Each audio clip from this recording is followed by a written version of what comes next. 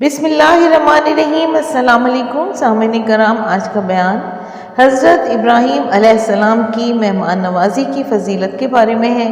حضرت عبید بن عمیر رضی اللہ تعالیٰ عنہ فرماتے ہیں کہ حضرت ابراہیم علیہ السلام لوگوں کی مہمان نوازی بہت فرماتے تھے۔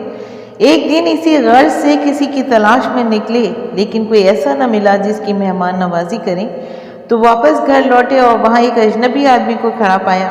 آپ نے پوچھا کہ اے اللہ کے بندے، میری اجازت کے بغیر کیسے میرے گھر میں داخل ہوئے؟ اس شخص نے جواب دیا کہ میں اس گھر کے مالک یعنی پروردگار کی اجازت سے داخل ہوا ہوں۔ آپ نے پوچھا تو کون ہے؟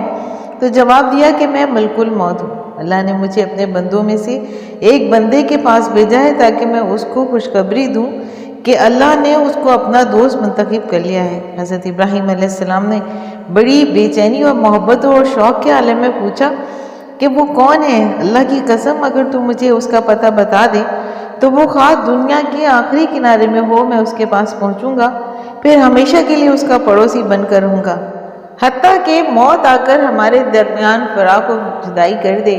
اس نے کہا کہ وہ بندے آپ ہی ہیں۔ حضرت ابراہیم علیہ السلام نے انتہائی تعجب سے پوچھا کہ میں؟ عرض کیا کہ جی ہاں۔ پوچھا کہ کس وجہ سے میرے پروردگار نے مجھ کو اپنا دوست بنایا ہے؟ عرض کیا اس لیے کہ آپ لوگوں کو عطا کرتے ہیں اور ان سے کچھ مانگتے نہیں ہیں۔ ابن ابی حاتم رضی اللہ تعالیٰ عنہ نے اس کو روایت کو فرمایا ہے۔ الغرض اسی طرح اللہ تبارک و تعالیٰ نے اپنے دوست ابراہیم علیہ السلام کا تذکرہ قرآن میں جا بجا فرمایا ہے اور کہا گیا ہے کہ ایسی جگہیں 35 ہیں، ان میں سے 15 تو صرف سورہ بقرہ میں ہیں، اور نیز حضرت ابراہیم علیہ السلام کا شمار ان 5 اولو العزم پیغمبروں میں ہوتا ہے جن کا اللہ تعالیٰ نے قرآن مجید میں خاص طور پر نام لے کر ذکر فرمایا ہے۔ وَإِذْ أَخَذْنَا مِن نَّبِيِّنَا مِيثَاقَهُمْ وَمِنْكَ وَمِن نُوحٍ وَإِبْرَاهِيمَ وَمُوسَىٰ وَعِيسَىٰ ابْنِ مَرْيَمَ وَأَخَذْنَا مِنْهُم مِّيثَاقًا غَلِيظًا، یعنی اور جب ہم نے پیغمبروں میں سے عہد لیا اور تم سے، نوح علیہ السلام سے اور ابراہیم علیہ السلام سے اور موسیٰ علیہ السلام سے اور مریم کے بیٹے عیسیٰ علیہ السلام سے، اور عہد بھی ان سے مضبوط اور پکا لیا۔ سامعین کرام، اس کا ذکر سورۃ الاحزاب آیت نمبر 7 میں موجود ہے۔ شرع لکم من الدین ما وصی بہ نوح والذی اوحینا الیک وما وصینا بہ ابراہیم وموسیٰ وعیسیٰ ان اقیموا الدین ولا تتفرقوا فیہ، یعنی ارشاد باری تعالیٰ ہے کہ اسی نے تمہارے لیے دین کا وہی راستہ مقرر کیا جس کے اختیار کرنے کا نوح علیہ السلام کو حکم دیا تھا، اور جس کی اے محمد صلی اللہ علیہ وسلم ہم نے تمہاری طرف وہی بھیجی ہے، اور جس کا ابراہیم اور موسیٰ اور عیسیٰ علیہ السلام کو حکم دیا تھا، وہ یہ کہ دین کو قائم رکھنا اور اس میں پھوٹ نہ ڈالنا۔ اور اولو العزم پیغمبروں میں حضور اکرم صلی اللہ علیہ وسلم کے بعد آپ ہی سب سے افضل ہیں۔ حضور اکرم صلی اللہ علیہ وسلم جب معراج پر تشریف لے گئے تو حضرت ابراہیم علیہ السلام کو دیکھا تو وہ ساتھ میں آسمان پر فرشتوں کے بیت اللہ یعنی بیت المعمور کے ساتھ ٹیک لگائے استراحت فرما ہیں۔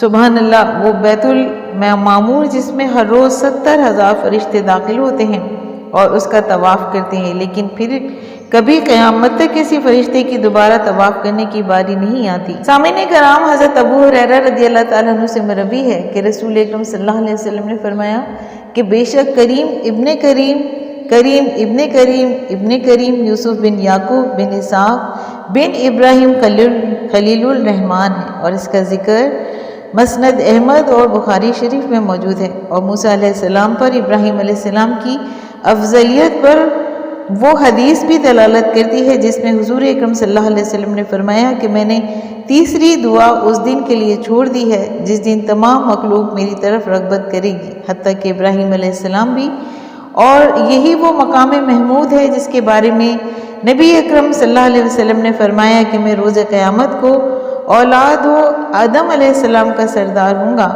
اور کوئی فقر نہیں ہے۔ پھر حضور اکرم صلی اللہ علیہ وسلم نے لوگوں کی حضرت آدم علیہ السلام سے سفارش کرنے کا ذکر بھی فرمایا، پھر نوح علیہ السلام سے، پھر ابراہیم علیہ السلام سے، پھر موسیٰ علیہ السلام سے، اور پھر عیسیٰ علیہ السلام سے، یہاں تک کہ تمام انکار کر دیں گے اور آخر میں حضور اکرم صلی اللہ علیہ وسلم کی خدمت میں آئیں گے اور جیسے ہی سفارش کی درخواست کریں گے حضور اکرم صلی اللہ علیہ وسلم فرمائیں گے کہ میں ہاں کروں گا۔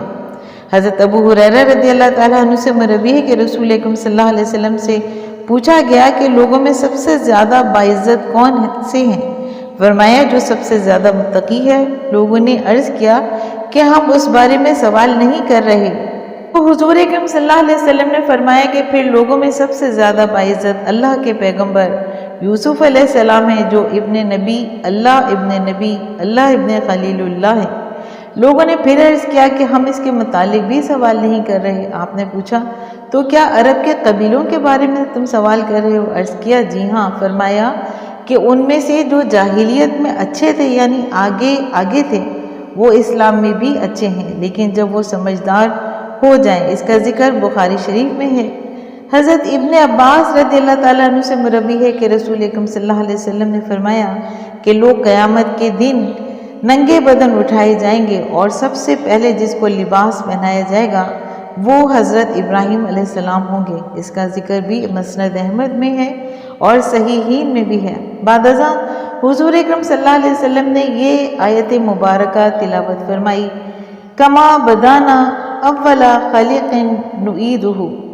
اس کا ذکر سورہ انبیاء میں ہے، آیت نمبر 104۔